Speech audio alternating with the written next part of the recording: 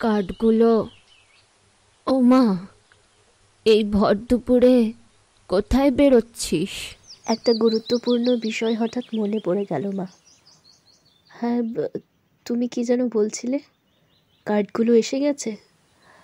আচ্ছা আচ্ছা, শোনো না, বলছি কি, আমি বরং ফিরে এসে রাত্রে বসে বসে সব নাম আর ঠিকানাগুলো লিখে দেবো ক্ষণ। তুমি বাবাকে ওসব নিয়ে কিছু বলতে চেও না, কষ্ট হবে। ও আচ্ছা, আর তোর তোর কষ্ট হবে না? কষ্ট হচ্ছেও না তাই? ওহ মা, দেখো। থাক, আমি আর কিছুই বলবো না। মা মা মা, এই কঠিন সময় অন্তত তোমরা আমাকে ছেড়ে চলে যেও না, প্লিজ প্লিজ প্লিজ, ছেড়ে যেও না মা, এমন করো না প্লিজ। ওই দেখো, এই খেপি, আয় আয়, দেখি দেখি চোখটা মুছিয়ে দি। এই তো, একটা কথা মনে রাখবি, ভগবান তারই পরীক্ষা নেয় যে তার এই পরীক্ষা দেবার যোগ্য। কিন্তু আমি তো এই যোগ্যতা অর্জন করতে চাইনি মা। সাধারণতে অনেক সুখ মা, অনেক সুখ। আমি তো একজন সাধারণ গৃহিণী হতে চেয়েছিলাম মা। এরকম মিথ্যে মিথ্যে খেলনাবাতি খেলা আমি খেলতে চাইনি।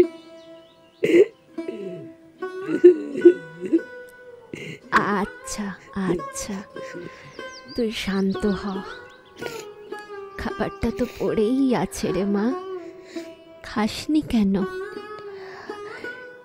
এই সাদা আর সেদ্ধ আর নিতে পারছি না মা, জাস্ট আর নিতে পারছি না। আমাদেরও কি ভালো লাগছে নাকি? যাকে, আমি আসি। বিন্দিকে ঘুম পাড়িয়ে দিয়েছি, একটু খেয়াল রেখো। আর মা, বাড়িতে নানান রকম সব লোক আসছে, তাদের নানা রকম কথাবার্তা। দেখো যেন ওরা বিন্দিকে কিছু না বলে। আমি চাই না ওর শিশু মনে ওর বাবার বিরুদ্ধে কোনো রকমের দাগ পড়ুক। তুই চিন্তা করিস না, আমি আছি তো, তুই সাবধানে ফিরিস। হ্যাঁ, এলাম মা।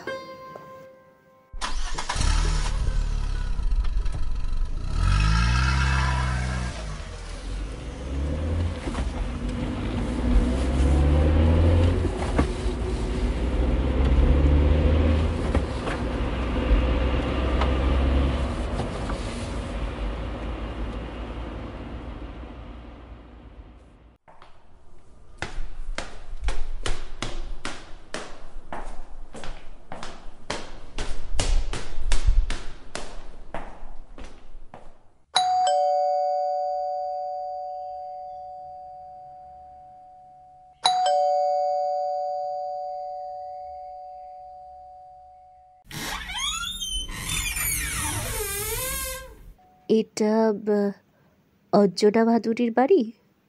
মিসেস রায়, আমার এখানে কেন?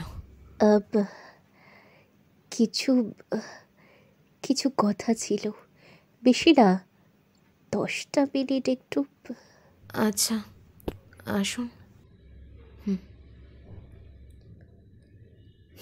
তারপর মিসেস রায়, অপমানটা বাড়ি বয়ে এসে না করলে মনের আগুন নিভছিল না বলুন?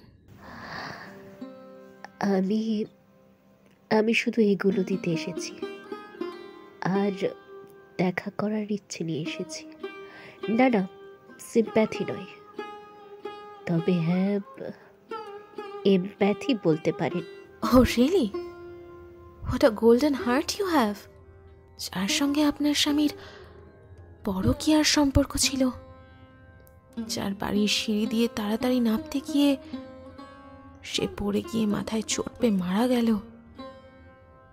পাড়া, অফিস, সমস্ত জায়গায় সেই অঞ্জনা মিত্রকে নিয়ে সকলে সমালোচনা করছে, নোংরা মন্তব্য করছে, আর আপনি তারই বাড়িতে এসেছেন just because you empathize with হার।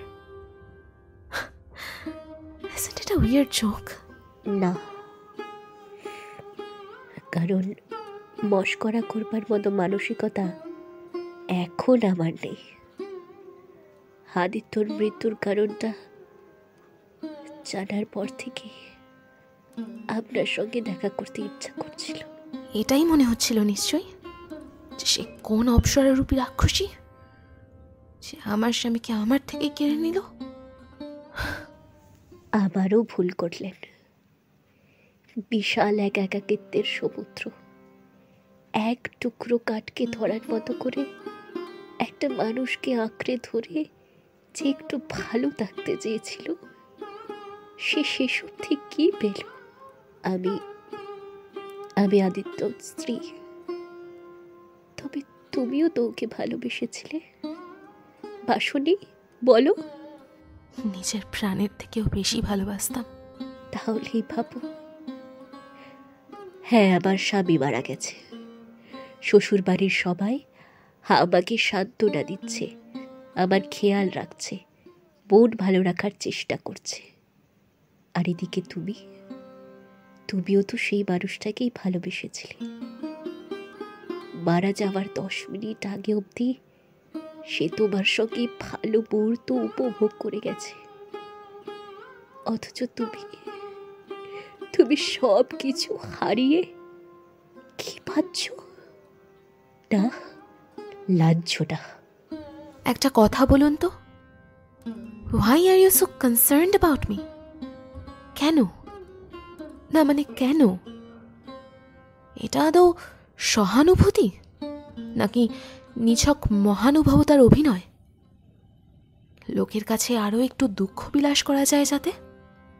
কি? হ্যাঁ, দেখো, মনের উপর কারো হাত নেই। যেটা তোমার ভাবতে সুবিধা হয় ভাবো। তবে আমার উত্তর হলো, আমি একজন নারী আর তুমিও একজন নারী। আমরা মেয়েরা মুখে যতই বলি না কেন, আমরা কিন্তু পুরুষদের প্রভুত্ব গ্রহণ করতে খুব ভালোবাসি, সেবা করতে পছন্দ করি। সত্যি হোক বা মিথ্যে, সংসার খেলা খেলতে আমাদের সব মেয়েদেরই ভীষণ ভালো লাগে। আর তাছাড়া যে অনুভূতি এবং অনুভূতির মানুষের বর্ষণ দুটোই এক, আমাদের যন্ত্রণাও এক। শুধু হ্যাঁ, পারিপার্শ্বিক পরিস্থিতিটা আলাদা। আর ওদিকে মানুষটা 3টে বছর ধরে কি অভিনয়টাই না করে গেল। আদর্শ পুরুষের অভিনয়, ছেলে, স্বামী, বাবা, সব ক্ষেত্রেই পারফেক্ট। ও কিন্তু তোমার কথা খুব বলতো, ভালোবাসতো তোমায় ভীষণ। তবুও তো তোমাকে স্বেচ্ছায় সময় দিত, তাই না? তাহলে এটাকে কেমন ভালোবাসা বুঝবো বলো? একটা কথা বলো তো, সত্যিই তোমার আমার প্রতি কোনো রাগ, অভিযোগ কিংবা কোনো বিদ্বেষ নেই? দেখো, তুমি যাই বলো, আমার কিন্তু বিশ্বাস হচ্ছে না, তাই তো? স্বাভাবিক। তুমি বলছো আদিত্য এখানে এসে বাড়ির কথা, আমার কথা সব নাকি বলতো।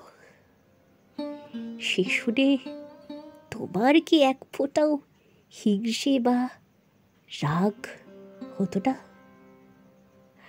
আসলে কি বলো তো, পুরুষরা কিন্তু ঘরে বাইরে দারুণ জীবনযাপন করে, অথচ 2 বিদ্যুতে থাকা আমরা মেয়েরা একে অপরের শত্রু হয়ে দাঁড়ায়। অনেকক্ষণ তো হলো এসেছো, একটু জল বাঁচা। না না, থাক, থ্যাংক ইউ। শরীরটাও কদিন ধরে ভালো নেই, কিচ্ছু ভালো লাগছে না। Anyways, thank you once again. আচ্ছা, একটা কথা বলবার ছিল। ওর বন্ধুদের মারফত জানতে পেরেছি যে তোমার অফিস থেকে তোমায় নাকি হ্যাঁ, টার্মিনেট করেছে। এখন কি করবে কিছু ভেবেছো? না, কিছু বুঝতে পারছি না। যাদবপুরে আমার এক বান্ধবীর একটা স্কুল আছে, এটা ওর কার্ড। সন্ধ্যে 7টা অনওয়ার্স ফোন করো, আশা করি ভালো কিছু হবে।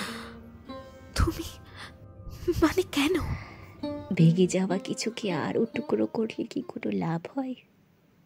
বরং সেই মাটির ভাঙা জিনিসটাকে দিয়ে পুনরায় সুন্দর একটা নতুন মূর্তি তৈরি করা যেতে পারে।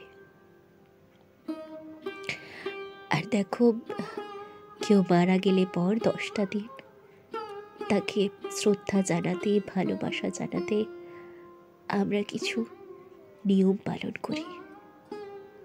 তুমি ওকে ভালোবাসতে, তোমারও অধিকার আছে ওর উপর। তাই এই ফল আর মিষ্টিগুলো দিয়ে গেলাম। সরি শাওলি, বিশ্বাস করো, এত কিছু হয়ে যাক আমি চাইনি। আমি কিচ্ছু ভাঙতে চাইনি।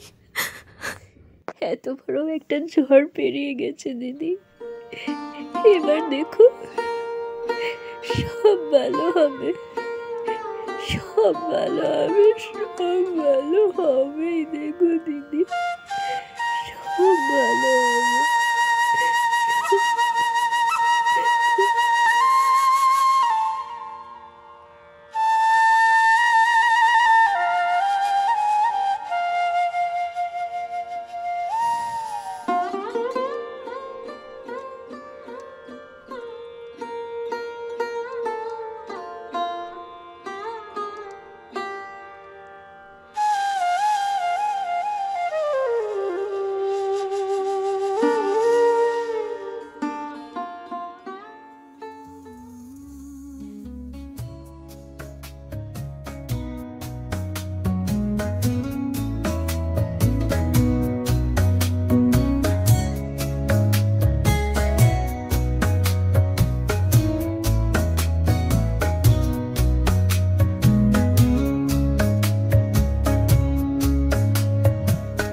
বানি ভালোবাসা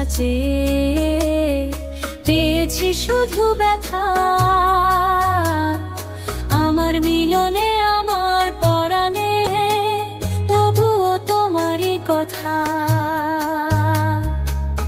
সুখের আশায় প্রাণের ব্যথায় জেগে থাকি সারা রাত, নতুন সূর্য